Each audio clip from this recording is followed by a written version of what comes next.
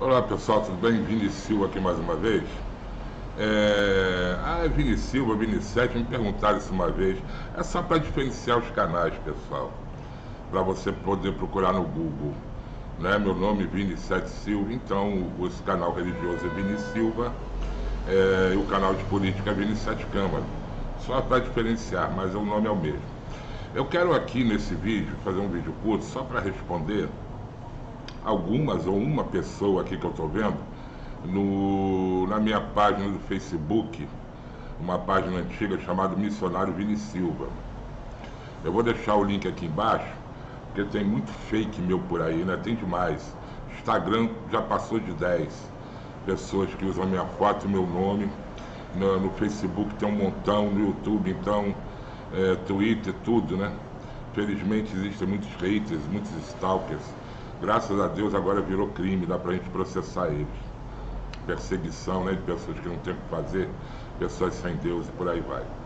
Bom, aí aqui eu tenho entrado raramente no Facebook, mas eu vou passar a entrar mais porque eu tenho notado aqui há muitas perguntas antigas, né? E eu gosto de responder. Eu acho, inclusive, falta de educação uma pessoa te mandar um e-mail, um Instagram, uma mensagem no Facebook e você não responder. Eu não sou assim, não. Mas o Facebook mesmo, o Facebook foi caindo um pouco em desuso. Mas eu entrei aqui e vi aqui o Cauã Barque. Cauã Barque, ele sempre comenta algumas coisas que eu posto, que já entra automático em alguns vídeos, né? Eu já boto para entrar automaticamente aqui na minha página. É uma página, não é grupo não. É Missionário Vini Silva. Já tem um tempo, aqui eles não dizem o tempo, deixa eu ver, não diz, né? Mas é meio antiguinho. Bom, vamos lá. Aí ele diz assim, eu botei o vídeo com o título: o que significa canon e qual canon o cristão deve seguir. Aí teve 19 engajamentos, 45 pessoas alcançadas, 6 comentários, e o Cauã, ele sempre comenta. Aliás, quero mandar um abraço para o Cauã Barque, quero mandar um abraço para o Nick Mails, eles estão sempre ligados lá. Aí o Cauã pergunta assim: o que os pais da igreja decidiram colocar? Ou se for protestante, o que Lutero decidiu deixar? Depois faça um vídeo comentando sobre as omissões e acréscimos, deturpações e também sobre as interpolações em documentos feitas por cristãos. E também comente sobre a seita judaica dos essênios, ou até mesmo sobre a influência que certos livros apócrifos teve na história do Novo Testamento. E porque o Apocalipse de João foi considerado um apócrifo para depois de um tempo ser inserido no canon do Novo Testamento, ou no cânon, né? Junto com o porquê da retirada do livro de Apocalipse de Pedro. Então vamos lá, Cauã, para você poder entender aí. Vamos lá, o que os pais da igreja decidiram colocar, se for protestante? Olha, os pais da igreja, esquece esse negócio de patrística, tá? Patrística é coisa da igreja católica, que a igreja católica... E veja bem, quando eu falo da igreja católica, eu não estou falando de católico, minha mãe é católica, eu fui católico, nasci católico, fiz primeira comunhão, fiz crisma, e eu ia todo dia na missa, não era só os domingos não, eu era um católico ferrenho, porque para eu sair de casa para o meu trabalho, eu passava pela Igreja da Glória no Rio de Janeiro e assistia a missa sempre a missa das 7 da manhã. Saía dali e ia para o trabalho. E eu, quando eu saía da igreja, eu não saía virado de costa, né? Eu virava para o altar e saía de costa, para não sair de costa para o altar. Então vocês vejam como eu era um católico fervoroso. Todo ano, Aparecida do Norte. Todo ano era de lei, voltava cheio de trocinho, de imagem de lá e tudo. Só que em 1990 eu resolvi fazer a faculdade de teologia, e foi faculdade mesmo, eu não queria fazer igreja nenhuma. Tanto que eu ganhei 50% de bolsa da PUC e não quis fazer, porque eu sei que a PUC, a teologia da PUC é para preparar a pessoa para ser padre. Então ali ensina a teologia católica romana, que não me interessa nem um pouco. Alguma coisa interessa como cultura, mas eu não queria aquilo. E teologia de igreja também não, porque é confessional, cada igreja, cada denominação, seja ela protestante ou evangélica, porque tem uma diferença, ou católica, vai puxar a sardinha para o seu lado. Então eu procurei uma faculdade, aí fazendo o Bennett, no Flamengo, mas o Bennett é metodista e tal. Aí achei a FAST, Faculdade Sul-Americana de Teologia, que era isenta. Então eu fiz 5 anos de teologia. Eu sou formado em teologia e sou formado em história. História levou 4 anos, teologia foi mais tempo. E a teologia mesmo, quando estuda só religião, é muita história. Por isso que eu me interessei em fazer história depois, porque eu já tinha um bom conhecimento de história quando eu fiz teologia. E você estudaria os originais em hebraico, em grego, em aramaico, e muitas matérias, muitas matérias. Então, aí ele pergunta, o que os pais da igreja decidiram colocar? E eu quero dizer o seguinte, já no 3º ou 4º período da faculdade de teologia, eu já deixei de ser religioso.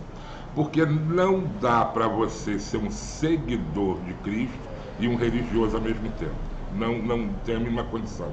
Não tem a mínima condição de você ser um estudioso honesto das escrituras sagradas e depois ficar lendo catecismo de igreja.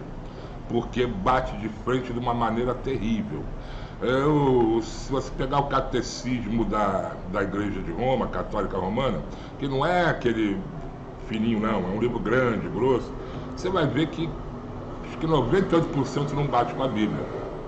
Então, não dá para você ser um teólogo mesmo, formado em faculdade, e ser um religioso. Não dá, não tem como. Eu costumo dizer que o Olavo Carvalho, eu acho ele muito inteligente. Ele é muito inteligente no que se refere à história, ele conhece bem, e aqui é um historiador que está falando, filosofia, mas quando ele fala de religião é uma tristeza. Por quê? Porque ele é católico. Né? Então, eu já tive umas arengas assim com padre e tudo, com pastores. Por exemplo, o Olavo de Carvalho, ele é seguidor do Padre Pio de Petrotina. Aí, não, que o Padre Pio, ele era tão santo que ele levava uma surra do diabo todo dia. Mas a Bíblia diz que aquele que é de Deus, Deus o guarda, e o maligno não lhe toca. Se o maligno não está tocando é porque aquela pessoa não é de Deus. E aí, quem é que está certo? O achismo dos homens ou aquilo que a Bíblia afirma? E por aí vai, não vou nem entrar nessa questão. Quero só responder o Cauã, que perguntou aqui, por que os pais da igreja decidiram colocar? Não, os pais da igreja, que você deve estar se referindo, deve ser aqueles pais que a igreja católica puxa para ela, acabou cooptando para ela, a patrística, né? Aquilo tudo, nada daquilo tem prova. Pedro nunca foi papa de religião nenhuma, por motivos simples e básicos, e é tranquilo de responder. Primeiro porque quando Pedro morreu, a Igreja Católica Apostólica Romana nem sonhava em nascer. Pedro morreu no 1º século, a Igreja Católica Apostólica Romana surgiu no século IV, 300 anos depois. Então Pedro não tem ligação nenhuma com essa religião. Segundo, se você pega a carta de Pedro, o livro de Pedro, você vê que ele diz que ele era presbítero, ele nunca foi papa, ele era casado, e ele condena a veneração a imagens, na própria Bíblia, no próprio livro dele, filhinho, fugir dos ídolos, e a Bíblia inteira condena isso. Então ele jamais poderia ser líder de uma religião que pratica a veneração a imagens ou estátuas. E outra, Pedro nunca teve em Roma. Quem teve em Roma foi Paulo. Paulo teve em Roma e morreu em Roma. Mas Pedro nunca teve em Roma. E o principal, Jesus chamou Pedro, João e Tiago e deu ordem para que eles pregassem aos judeus, que eles fossem para os judeus. Então Pedro, João e Tiago foram enviados para ser líderes e pregar aos judeus. E quem foi chamado para pregar aos gentios foi o apóstolo Paulo. Gentio é todo aquele que não é judeu, no caso eu sou um gentio. Então, então Pedro jamais poderia ser líder de uma religião, porque ele foi enviado para pregar aos judeus, e ele saiu algumas poucas vezes de Jerusalém, perto, mas voltou, e ele nunca esteve em Roma. E outra, nem líder da igreja de Cristo ele foi. Pedro não era o líder da igreja. Quem era o líder da igreja era Tiago. Pouca gente sabe disso, é só você ler a Bíblia direitinho, você vai ver que o líder da igreja era Tiago. Leia Atos dos Apóstolos, que você vai ver isso. Então Pedro nem líder da igreja ali, entre o trio que foi enviado por Jesus aos judeus, Pedro, João e Tiago, o líder era Tiago. Inclusive Paulo, quando ele volta em Jerusalém, depois de tantos anos, ele vai procurar ter informações com Tiago, que era o líder da igreja. Então, os pais da igreja, os pais da igreja, o pai da igreja de Cristo é o próprio Cristo. Mas, eu entendendo o que você quer dizer, os pais da igreja são os apóstolos, e acabou. Os 12 mais o apóstolo Paulo, que para mim, o principal de todos, o apóstolo aos gentios. Se nós, cristãos, tivéssemos que ter papa, seria Paulo, nunca Pedro. Porque Pedro poderia ser papa dos judeus. Né? Falar isso para um judeu, ele vai dar cabeçada na parede. Mas para nós é Paulo que foi enviado por Jesus para pregar aos gentios, reconhecido pela igreja, reconhecido pelos apóstolos. Então, Cauã Barker pergunta, por que os pais da igreja decidiram colocar os protestantes por terra decidiu deixar? Está falando o quê? Os livros apócrifos, o cânon do Novo Testamento? Vou explicar isso aqui já já. Depois faço um vídeo comentando sobre a missão, acréscimo de antecipações e também sobre as interpolações de documentos feitos por cristão. Isso aí já caiu por terra com os achados de Qumran lá no Mar Morto, justamente colocado lá pelos essênios, né, que você pergunta aqui embaixo. Então ali provou que não existe nenhuma omissão nem acréscimo nas escrituras. Por quê? Os pergaminhos de Qumran, maior achado arqueológico bíblico da humanidade até os dias de hoje. Tudo que foi achado ali está exatamente igual à Bíblia de hoje, seja em português, inglês, vírgula por vírgula, uma coisa incrível e inacreditável. Esses pergaminhos foram colocados e enterrados nas cavernas de Qumran no primeiro século pelos essênios, ou seja, passaram 2000 anos e a Bíblia não mudou uma vírgula.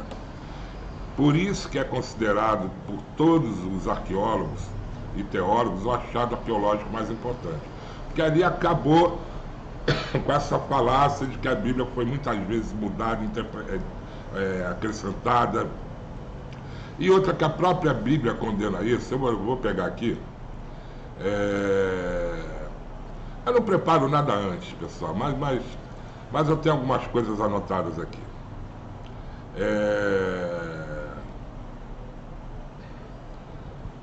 Olha aqui, toda a Bíblia foi inspirada por Deus, por seu Espírito. As pessoas falam assim, mas quem escreveu a Bíblia foi os homens? Não, 2 de Pedro 1,20 diz assim, ó, sabendo primeiramente isto, que nenhuma profecia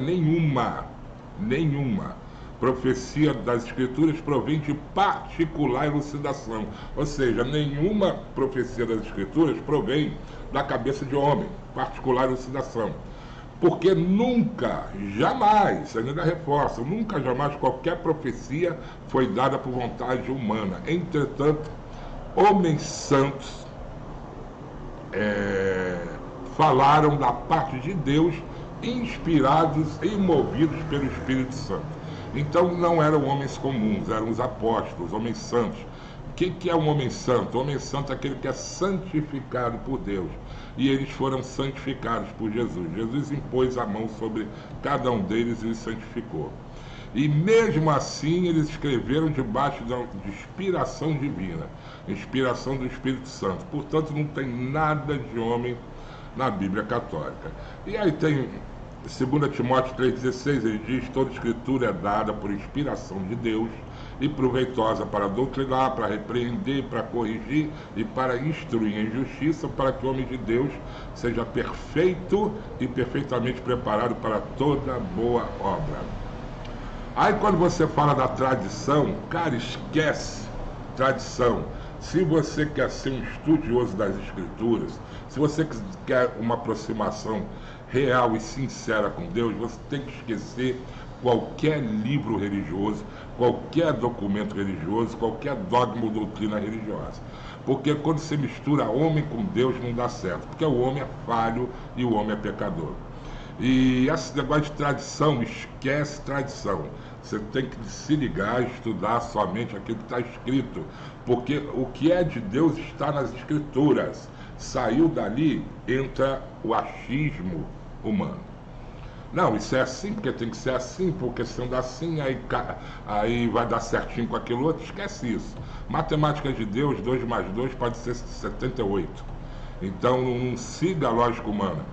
Em Marcos 7, versículo 13, Evangelho de Marcos, Evangelho de Jesus Cristo segundo Marcos, diz assim: e validando assim a palavra de Deus pela vossa tradição. Então ali, Jesus estava falando, olha, vocês estão invalidando a palavra de Deus pela sua tradição, vocês estão seguindo a tradição de vocês, e a tradição é de homem, não é de Deus. Então, ele fala ali, invalidando assim a palavra de Deus pela vossa tradição que vos ordenaste, e muitas coisas fazeis semelhantes a ela. Então, aí tem outras passagens que ele diz que aquele que acrescentar qualquer coisa à palavra de Deus, Deus vai acrescentar as pragas do livro e tal, e por aí vai. Então, esse negócio de tradição é totalmente furado, esquece. Tradição, porque a Bíblia mesmo condena. Eu estou resfriado, tá, pessoal? Não é Covid não, tá repreendido. Então, você diz aqui, ô Cauã, e também comente sobre a seita judaica dos essênios. Já falei aqui. Os essênios eram uma seita judaica do 1º século, que eles tinham um apego muito grande pelas escrituras, e eles, um apego mesmo, uma coisa assim, chegava ao fanatismo. E com a limpeza, né? Eles eram muito limpos, asseados, tomavam muitos banhos, se vestiam de branco, viviam numa comunidade onde todo mundo se ajudava.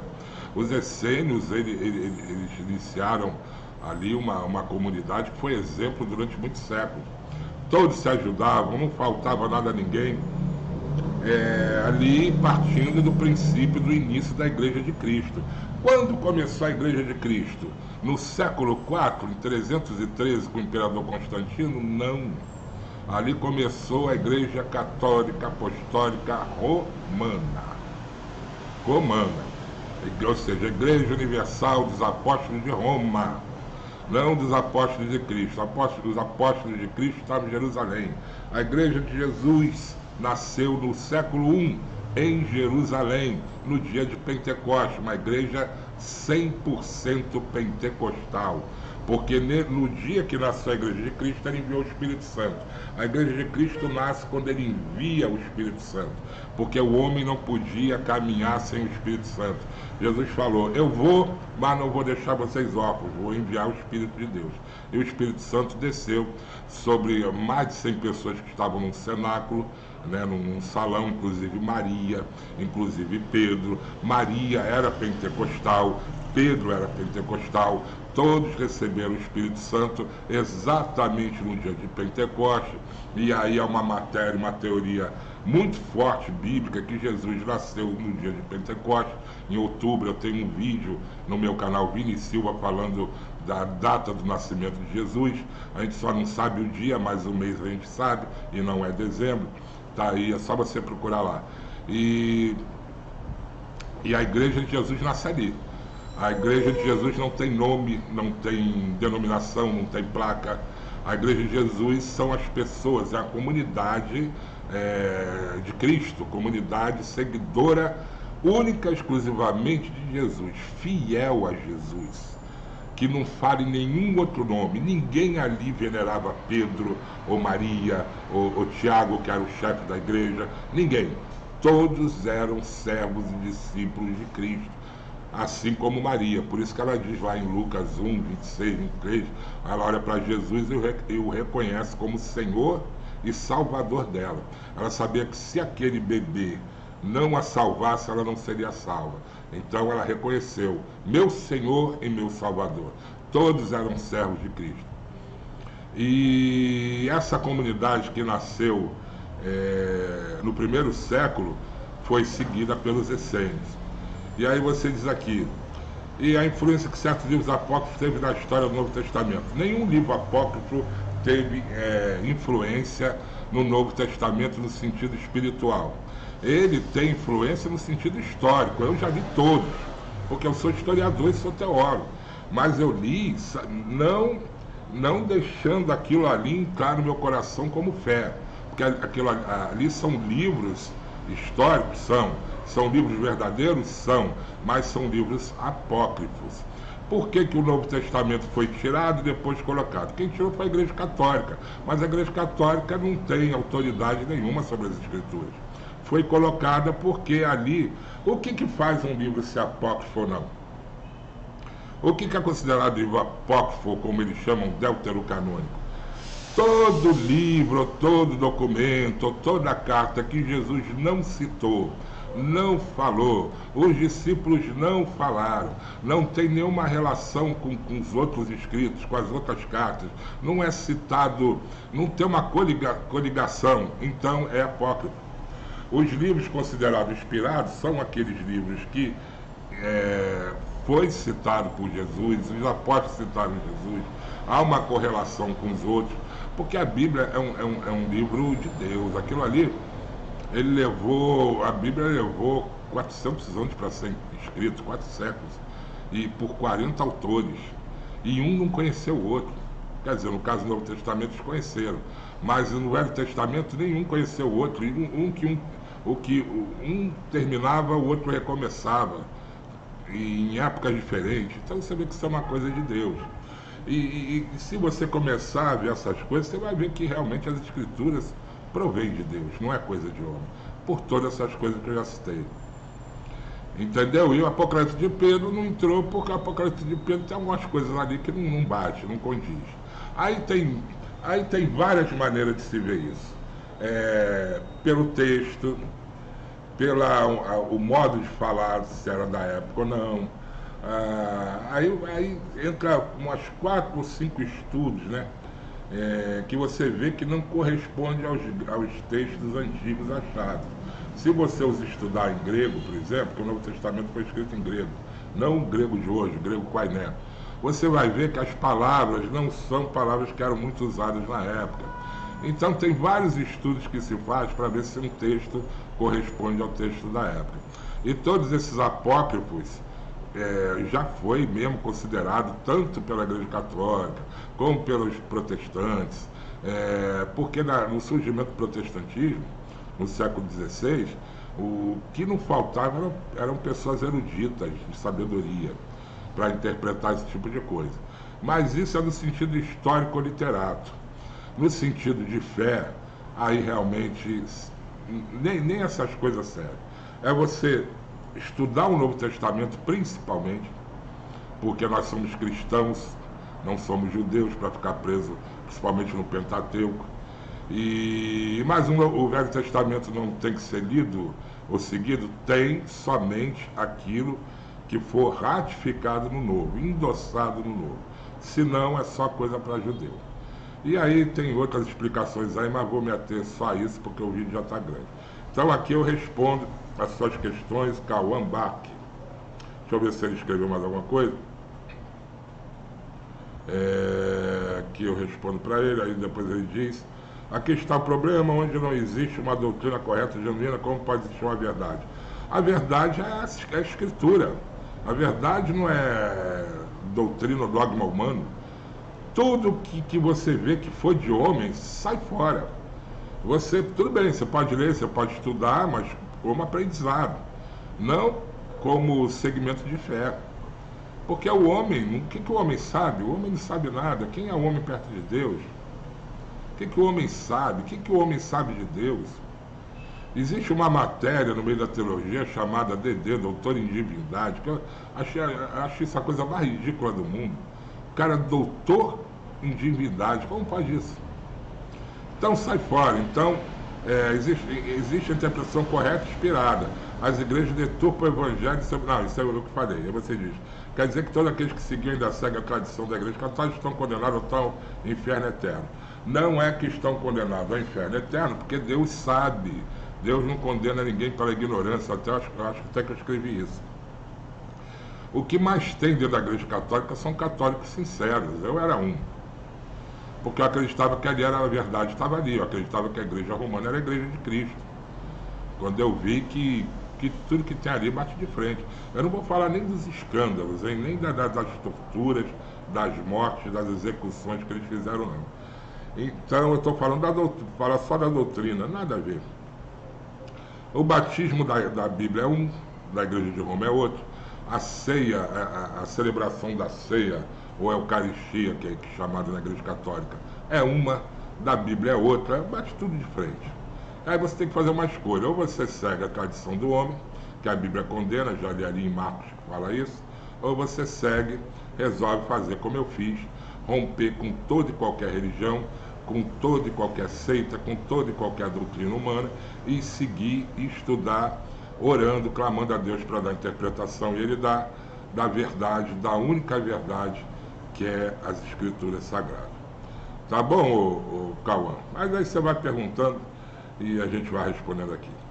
Valeu, pessoal. Então paro por aqui. Quantos minutos deu ali? 25 minutos. Mas quando a conversa é interessante, né?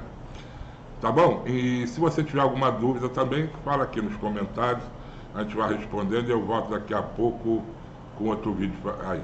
E o link lá da minha página no Facebook, vou deixar aí embaixo. Valeu, um abraço para todo mundo. Fiquem todos na paz de Deus e até a próxima.